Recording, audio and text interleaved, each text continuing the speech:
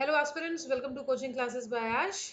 And this is probably our last class for Bharti Sakshi Adhiniyam, or probably the second last class. We'll find that out later. So I'm just happy that we are finishing the Bharti Sakshi Adhiniyam. And you people, like I said, if any questions or any queries, please feel free to ask me. I do not want you people to just go on with the videos and keep the questions with yourself. You are more than welcome to ask me the questions if in case you have any. Now, starting from where we left in our previous class, so हमने पिछली बार estoppel पढ़ा था और estoppel के बाद हमने थोड़े से सेक्शंस और आगे पढ़ लिए थे, जैसे कि कम्युनिकेशंस ड्यूरिंग मैरिज की बात हो रही थी। प्रिविलेज कम्युनिकेशंस पे हम लोग अब आ रहे हैं धीमे धीमे।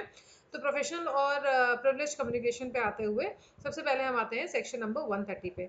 सेक्शन 130 बात करता है ऑफिशियल कम्युनिकेशंस की, और ये कहता है कि कोई भी पब्लिक ऑफिसर को कंपेल नहीं किया जा सकता टू डिस्क्लोज द कम्युनिकेशन अगर उसको ऐसा लगता है कि डिस्क्लोजर से जो पब्लिक है उसके इंटरेस्ट को किसी भी प्रकार से चोट पहुंच रही है। So no public officer shall be compelled to disclose communication made to him in his official confidence when he considers that the public interest would suffer by disclosure. ठीक है, एक पब्लिक ऑफिसर अपनी पब्लिक कैपेसिटी में अपने official communication में यानी कि official confidence में अगर उसको कोई भी कम्युनिकेशन किया जाता है तो वो डिस्क्लोज करने के लिए बाधित नहीं है अगर उसको ऐसा लगता है कि उससे पब्लिक इंटरेस्ट सफर होगा।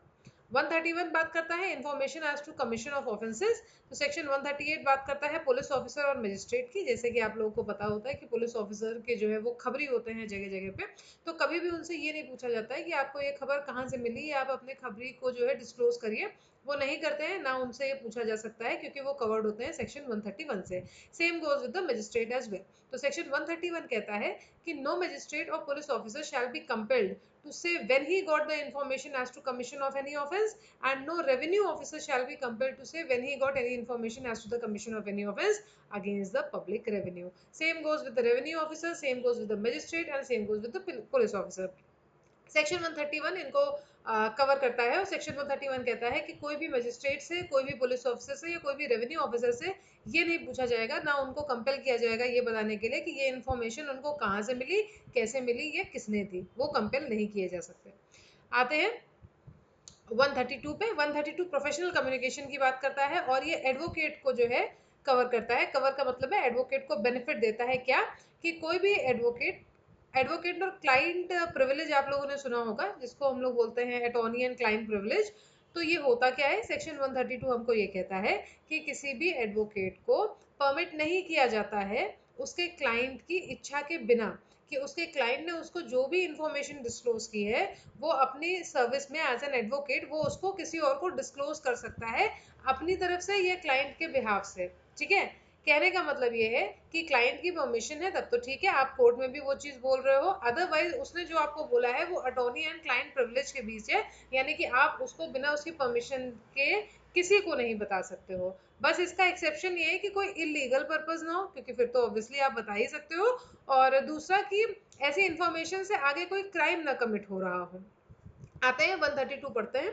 तो ये कहता है no advocate shall at any time be permitted unless with his client's express consent to disclose any communication made to him in the course and for the purpose of his service as such advocate by or on behalf of his client, or to state the contents of condition of any document with which he has become acquainted in course and for the purpose of his professional service, or to disclose any advice given to him to his client in the course and for the purpose of such service, provided that in this section provided that nothing in this section shall protect the disclosure of any such communication made in furtherance of any illegal purpose, any fact observed by an advocate in the course of his service as such, showing that any crime or fraud has been committed since the commencement of this service.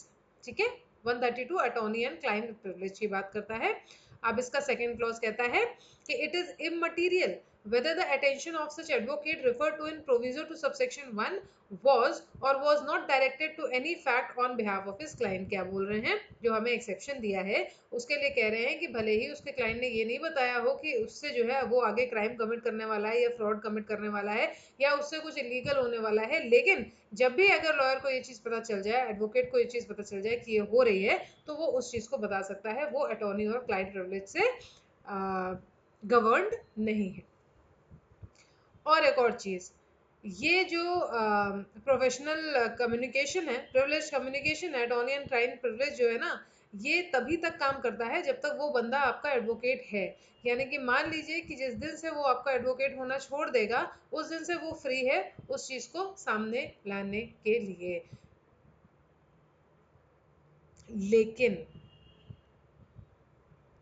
लेकिन client की express consent से, तो अब आप बोलोगे तो फिर तो वो कभी फ्री नहीं है, तो बिल्कुल फ्री नहीं है। क्योंकि अगर ऐसे छोड़ दिया जाए ना कि जो है, मान लीजिए कि आपके और मेरे बीच में अटॉर्नी क्लाइंट प्रिविलेज है, ठीक है, आपने मुझे अपने फैक्ट्स बताए केस के।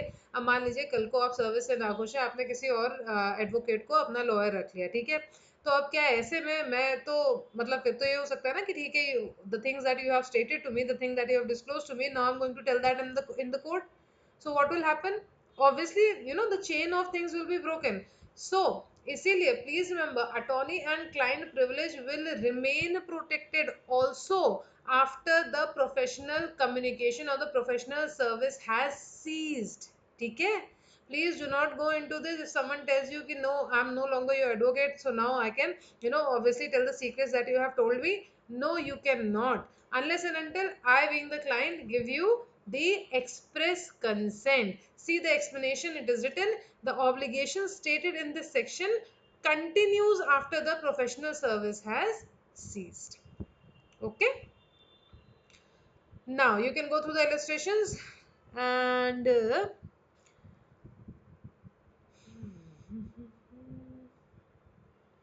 now we'll come with section 137.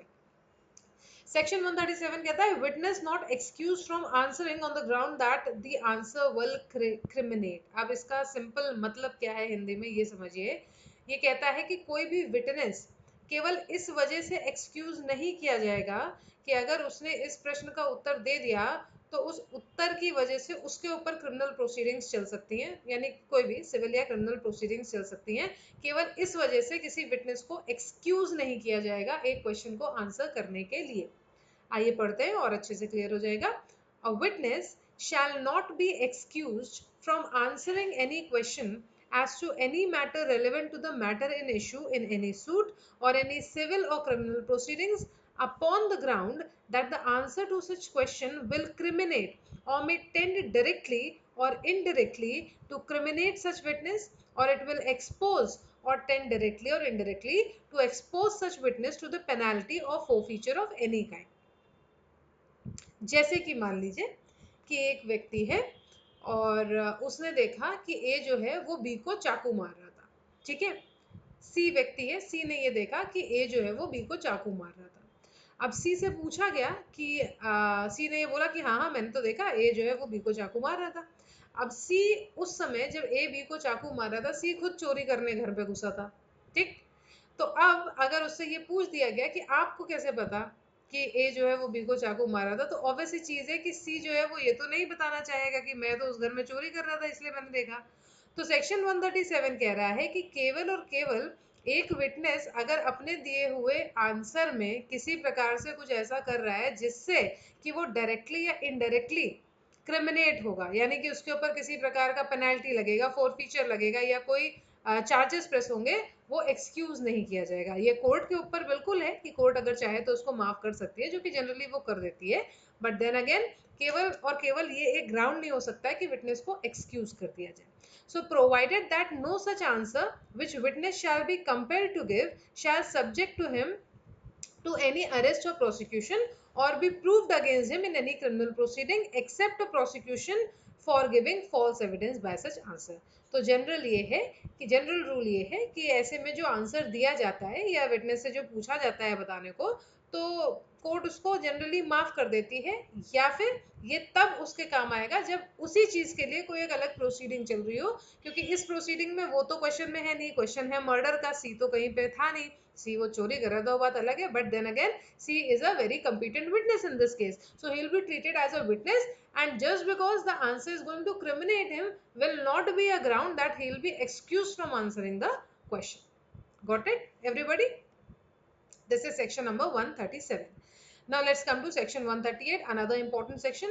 ये प्रीलिम्स का आपका पूछा जाता है। अकम्प्लिस कहाँ डिफाइंड है? सो रिमेंबर ये नए हमारे भारतीय साक्ष्य अधिनियम में 138 में डिफाइंड है। अकम्प्लिस का मतलब है,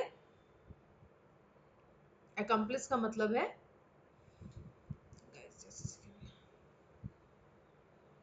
सेक्शन पढ़िए, सेक्शन में ही आपको इसका आंसर मिल जाएगा।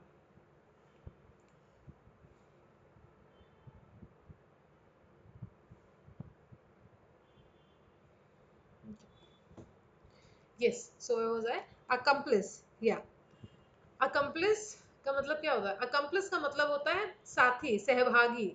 ठीक है, दो लोगों ने मिलकर क्राइम किया, ए और बी ने मिलकर क्राइम किया, ए और बी, ए का अकम्प्लिस बी है, बी का अकम्प्लिस ए है, साथी बेसिकली।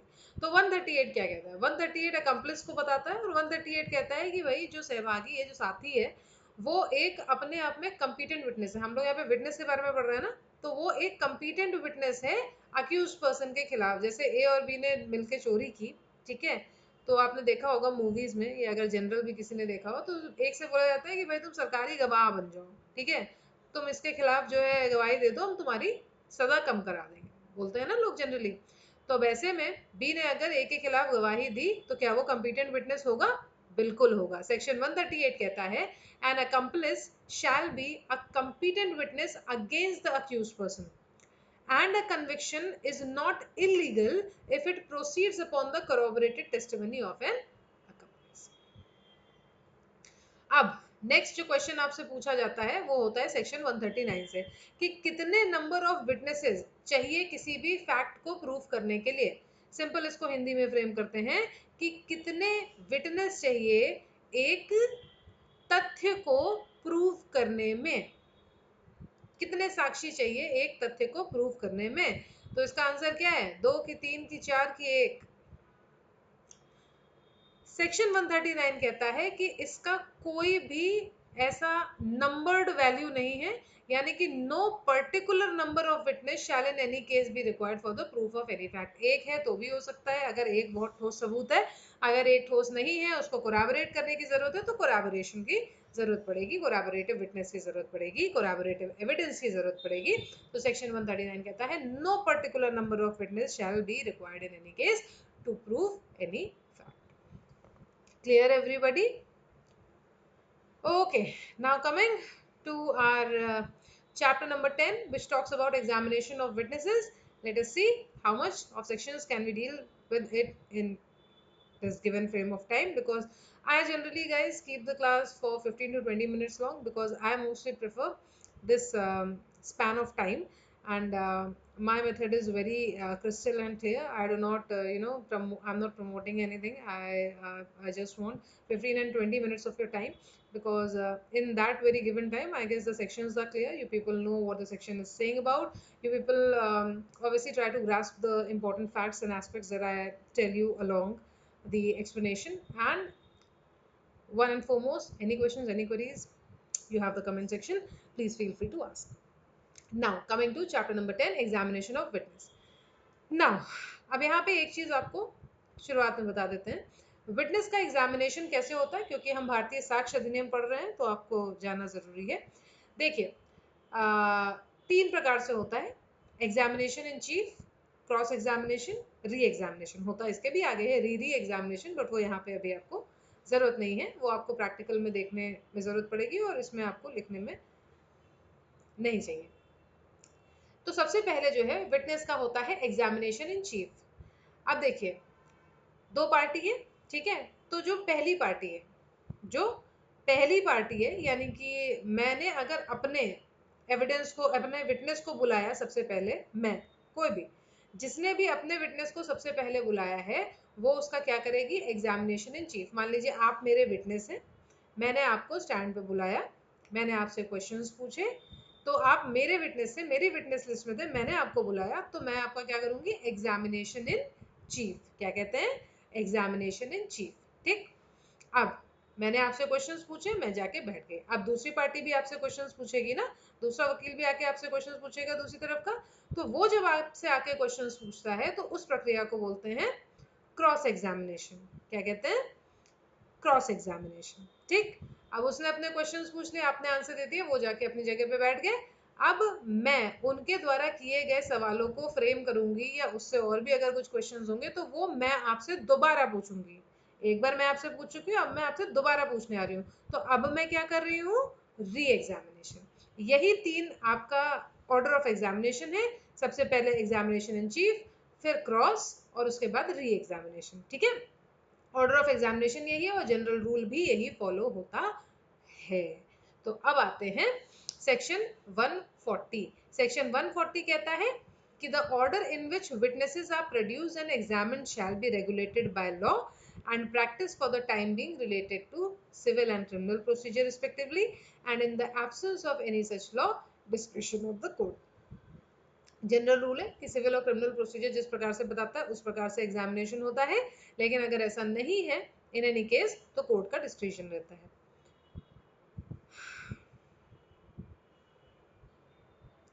अब आइए एग्जामिनेशन ऑफ विटनेस पे, जो मैंने आपको बताया सेक्शन 142 में डिफाइंड है। जिस पार्टी ने बुलाया वो अगर एग्जामिनेशन करती है तो examination in chief, adverse party करती है तो क्रॉस एग्जामिनेशन, और सब्सिक्वेंट टू क्रॉस एग्जामिनेशन जिस पार्टी ने बुलाया वो उसको एग्जामिन करती है तो री एग्जामिनेशन। ठीक है, ये एग्जामिनेशन ऑफ विटनेस आपको कहाँ मिलता है? 142 में। Let's read it out. The examination of witness by a party who calls him shall be called examination in chief. The examination of a witness by the adverse party shall be called as cross examination, and the examination of witness subsequent to the cross examination by the party who called him shall be his re examination। 142 examination of witnesses, and 143 is important because it tells you the order of examination। Now ये क्यों होता है? मैंने आपको बताया ना 3 चीजें हैं और ये इसी लाइन से चलती है। तो ये इसी लाइन से चलती है, ऐसा कहाँ लिखा है? ये 143 में लिखा है कि सबसे पहले एग्जामिनेशन इन चीफ होगा। ठीक है, एग्जामिनेशन और इन चीफ के बाद क्रॉस एग्जामिनेशन और फिर री एग्जामिनेशन। ये तो पहला क्लॉज कहता है। दूसरा क्लॉज हमसे कहता है कि एग्जामिनेशन इन चीफ और क्रॉस एग्जामिनेशन में हमेशा आप रेलिवेंट फैक्ट्स की बात करेंगे। ठीक है, एग्जामिनेशन इन चीफ और क्रॉस एग्जामिनेशन में, सुनिएगा मैं जो बोल रही हूँ, examination in cheap and cross examination में आप रेलेवेंट फैक्ट्स की बात करेंगे, लेकिन लेकिन क्रॉस एग्जामिनेशन में आपको केवल उतने ही तथ्यों पे कन्फाइन नहीं किया जाएगा जितना कि एग्जामिनेशन इन चीफ में। भाई आप खुद सोचिए, मान लीजिए आप एडवर्स पार्टी के एडवोकेट है, मैं इधर की एडवोकेट हूँ, तो मैं अपने क्वेश्चंस पूछूंगी ना एग्जामिनेशन इन चीफ में जो कि फैक्ट से रिलेटेड होंगे। आप जब क्रॉस करेंगे तो आप थोड़ा तो लिमिट को आगे बढ़ाएंगे ना, आप उतने में तो कन्फाइन रह के बात करेंगे नहीं। तो एग्जामिनेशन इन चीफ और क्रॉस एग्जामिनेशन में रिलेटेड फैक्ट्स की बात होगी बट कन्फाइनमेंट नहीं होगा। ठीक, क्लियर? यानी एग्जामिनेशन इन चीफ में इतनी बात हुई, क्रॉस एग्जामिनेशन में इतनी बात हुई, लेकिन अगेन फैक्ट से रिलेटेड। अब आते हैं री एग्जामिनेशन। तो री एग्जामिनेशन में जो क्रॉस में पूछा जाएगा मैं उसको लेके सवाल करूंगी। ये मैंने अभी आपको शुरुआत में बताया, जो क्रॉस एग्जामिनेशन में पूछा जाएगा मैं उसको लेके सवाल करूंगी। ठीक है, कोई नया मैटर नहीं उठा सकती मैं उसमें। अगेन अब आप पूछोगे तो मैम मान लीजिए कोई नया टॉपिक उठाना है तब क्या करें? तो हम कोर्ट की परमिशन लेंगे और कोर्ट की परमिशन में हम ये बोलेंगे कि हमें हमें इस चीज से रिलेटेड सवाल पूछना है with the courts permission. Court ने परमिट कर दिया तो अब क्या होगा? अब मैंने री एग्जामिनेशन में क्योंकि नया टॉपिक उठाया, जनरली तो ये एग्जामिनेशन इन चीफ में होता है, बट मैंने री एग्जामिनेशन में एक नया टॉपिक उठा लिया। ठीक, विद द कोर्ट्स परमिशन। तो अब दूसरी यानी कि आप एडवर्स पार्टी भी तो चुप नहीं बैठेंगे, तो अब उस री एग्जामिनेशन का फिर से क्रॉस एग्जामिनेशन आप कर सकते हैं। ये कहता है आपका क्लॉज 3। पढ़िए, the re examination shall be directed to the explanation of matters referred to in cross examination. यहाँ तक तो समझ में आ गया। And if the new matter is by permission of the court introduced in the re-examination, the adverse party may further cross-examine upon the matter। Okay, clear? कोई confusion तो नहीं? मैं फिर से बता देती हूँ 143 के तीनों क्लॉज क्या कहते हैं। पहला क्लॉज 143 का कहता है कि सबसे पहले एग्जामिनेशन इन चीफ होगा, फिर क्रॉस एग्जामिनेशन होगा और फिर री एग्जामिनेशन होगा। क्लॉज 2 कहता है कि क्रॉस एग्जामिनेशन और एग्जामिनेशन इन चीफ में आप रिलेटेड फैक्ट्स की बात करेंगे। हाँ, क्रॉस एग्जामिनेशन में आप उन एग्जामिनेशन इन चीफ में जो क्वेश्चंस पूछे गए हैं उनसे रिलेटेड बात करेंगे और उनका आंसर आप ढूंढेंगे। अगेन फैक्ट से रिलेटेड ही बात होगी। री एग्जामिनेशन में आप क्रॉस एग्जामिनेशन के क्वेश्चंस का आंसर ढूंढेंगे। अगर आपको एक नया तथ्य उसमें लाना है, आपको कोर्ट की परमिशन लेनी पड़ेगी, और कोर्ट की परमिशन लेने के बाद अगर आप ले आते हैं, सो फार सो गुड, बट अगेन इस री एग्जामिनेशन का क्रॉस एग्जामिनेशन किया जा सकता है।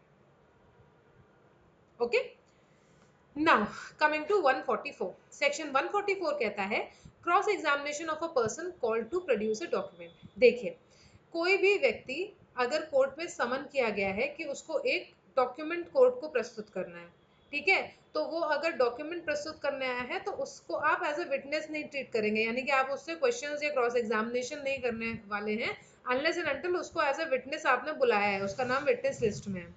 तो 144 कहता है कि कोई भी व्यक्ति जिसको कोर्ट ने एक डॉक्यूमेंट देने के लिए समन किया है, वो अगर आएगा तो उससे आप विटनेस की तरह व्यवहार नहीं करेंगे अनलेस एंड अनटिल आपने उसको एज अ विटनेस बुलाया है, यानी कि विटनेस लिस्ट में नाम है। विटनेस टू कैरेक्टर में B cross examine and re examine, ठीक है। Next question 146 is your important section. ये नाम से भी पूछा जाता है कि लीडिंग क्वेश्चंस कहाँ दिए गए हैं, so you have to remember it is section number 146। Now what are leading questions? Okay, leading questions क्या होते हैं? देखिए, ऐसे प्रश्न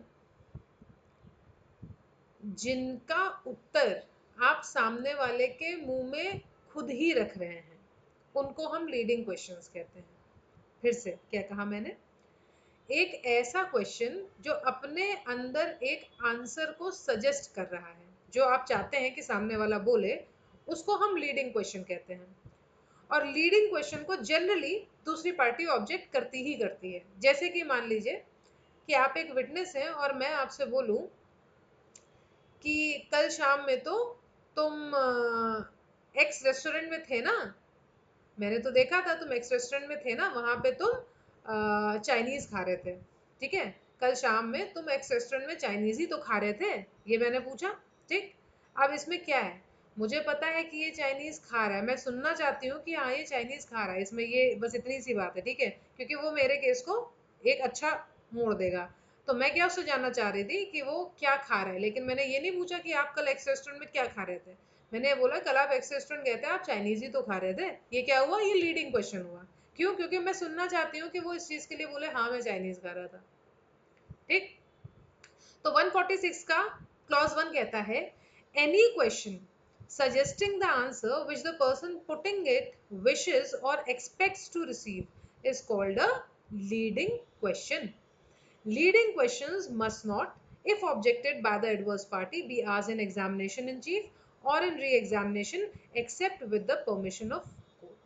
Generally, leading questions को आप examination in chief या re-examination में, क्रॉस एग्जामिनेशन इसमें नहीं लिखा है, देखिएगा, ठीक। अब क्यों नहीं लिखा है क्रॉस एग्जामिनेशन? क्योंकि लीडिंग क्वेश्चंस को आप क्रॉस एग्जामिनेशन में पूछ सकते हो, ठीक। एग्जामिनेशन इन चीफ और री एग्जामिनेशन में भी पूछ सकते हो, लेकिन जनरली आपको कोर्ट की परमिशन लेनी पड़ती है क्योंकि एडवर्स पार्टी जो है वो ऑब्जेक्ट करती है। अब आते हैं तीसरा, the court shall permit leading questions as to the matters which are introductory or undisputed or which have in its opinion been already sufficiently proved. अब मान लो कोई एक फैक्ट है जो ऑलरेडी प्रूव हो चुका है, यानी कि एक फैक्ट है कि एक्स जो है वो ए जो है वो एक्स होटल में गया था और वो चाइनीज खा रहा था, ये फैक्ट प्रूव हो गई, पिक्चर्स हैं, उसने खुद कबूल किया है। तो अब अगर मैंने ये चीज बोली तो ये लीडिंग क्वेश्चन में नहीं काउंट होगी। हाँ, अगर मैं इस चीज को चाहती हूँ कि कोर्ट ये नोटिस करे, ये अभी प्रूव्ड नहीं है, ये एक नया फैक्ट है और मैं लीडिंग क्वेश्चन में दे रही हूँ, तो एडवर्स पार्टी इसको ऑब्जेक्ट करेगी ही करेगी। तो समझ में क्या आया कि लीडिंग क्वेश्चन जो है वो क्रॉस एग्जामिनेशन में तो पूछा जा सकता है, पर एग्जामिनेशन इन चीफ और री एग्जामिनेशन में नहीं पूछा जा सकता unless with the permission of the court. Now 147, I am leaving it for you people. Read it out. Now 149 again important one, questions lawful in cross examination।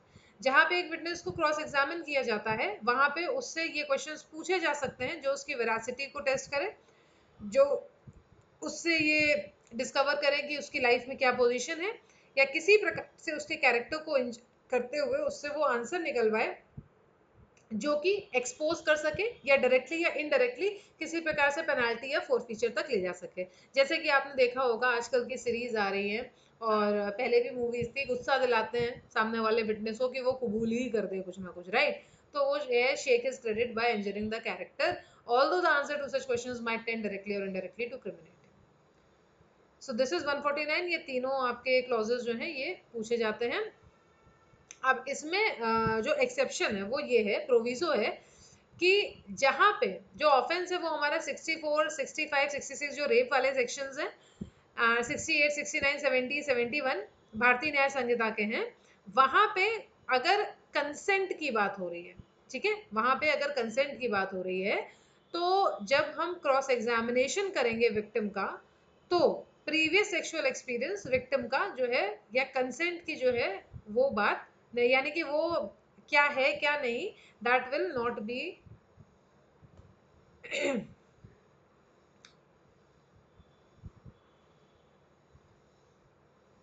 yeah, so that will not be permissible. Call आ रही है guys, can you give me a minute, just a second.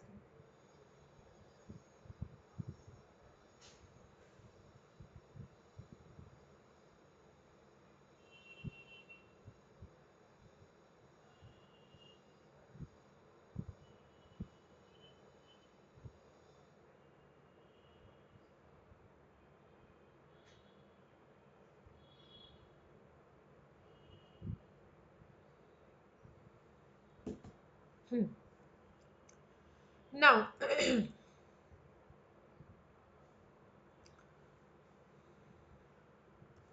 yeah, 150, 151 is your homework guys.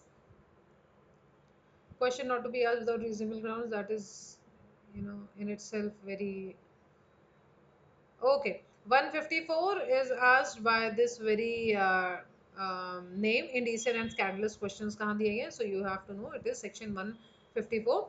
And again, questions intend to insult or annoy, 155. Both the sections are important when it comes to your prelims because ye naam se पूछे जाते हैं. Now let me explain to you one by one. Okay, 156 again is also important.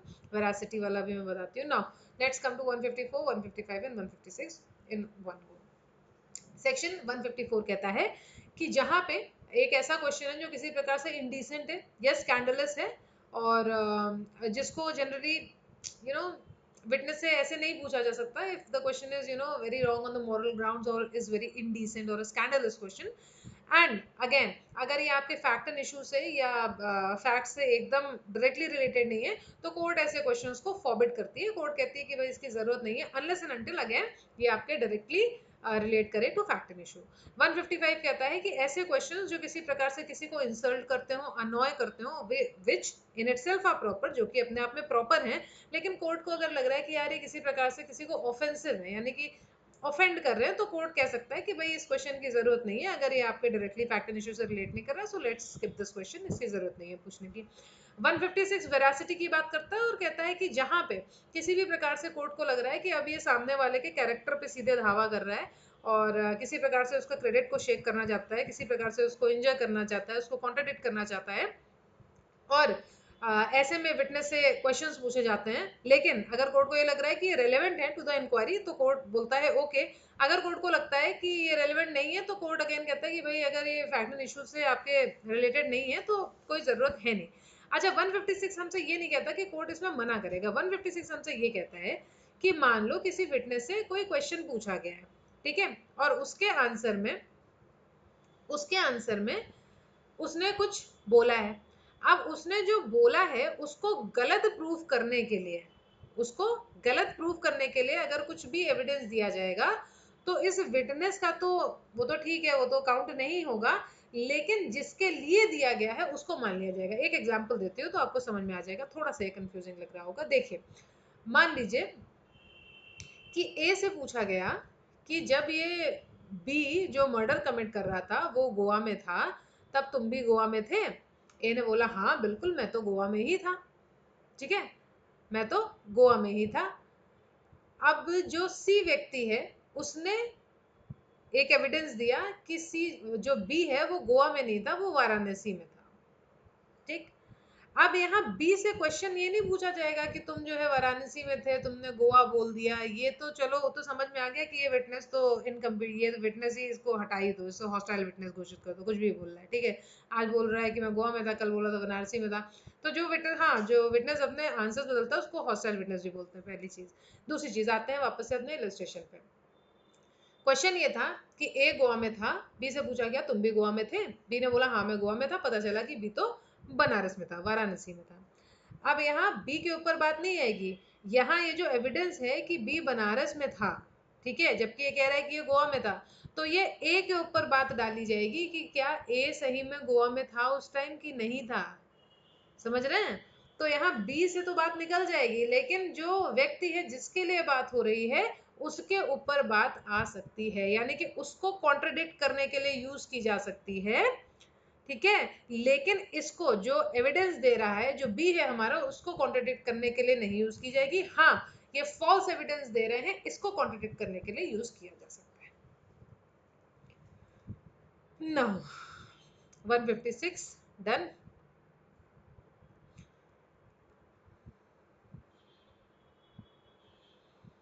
इम्पीचिंग credit of witness, again ये आपका topic wise section है, ये आपसे ऐसे पूछा जाता है इम्पीचिंग क्रेडिट ऑफ विटनेस कहाँ पे है।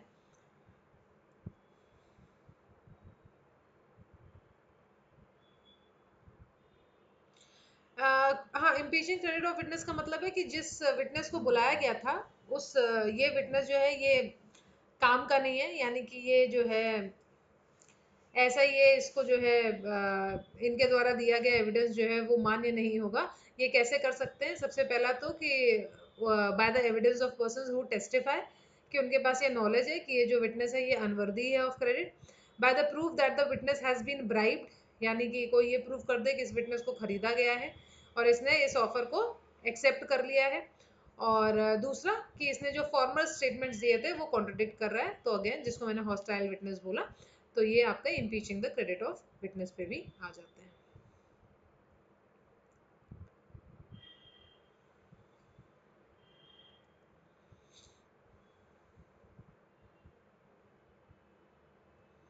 Now coming to another important section, refreshing memory. Refreshing memory, मैंने आपको जब एक्सपर्ट ओपिनियन पढ़ा रही थी, एक्सपर्ट विटनेस और नॉर्मल विटनेस पढ़ाया था, तो मैंने आपको एक पॉइंट ऑफ डिफरेंस ये भी बताया था कि एक्सपर्ट विटनेस अपनी मेमोरी रिफ्रेश कर सकता है, नॉर्मल विटनेस को ये इजाज़त इतनी जल्दी नहीं मिलती है।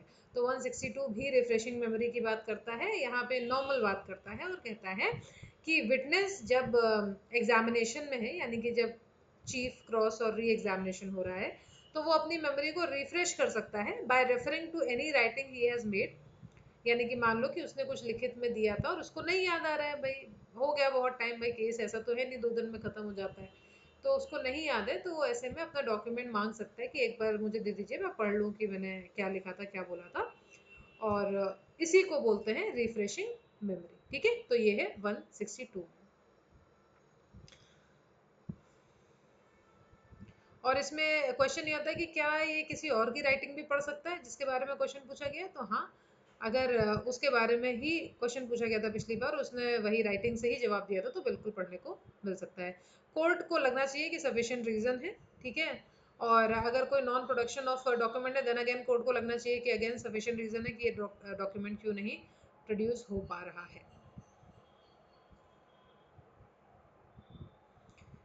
सो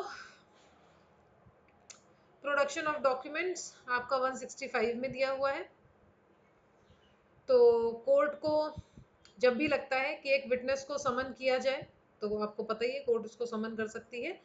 और अगर कोर्ट को ये लगता है कि एक डॉक्यूमेंट जो उसके पोजीशन में है वो नहीं लेके आ रहा है, ठीक है, तो डॉक्यूमेंट को तो समन करेंगे नहीं, तो उस व्यक्ति को समन करते हैं जिसके पोजीशन में वो डॉक्यूमेंट है। यही आपको 165 कह रहा है, a witness summon to produce a document shall, if it is in his position or power, bring it to the court notwithstanding any objection where they may be to its production or to its admissibility, provided that the validity of any such objection shall be decided by the court.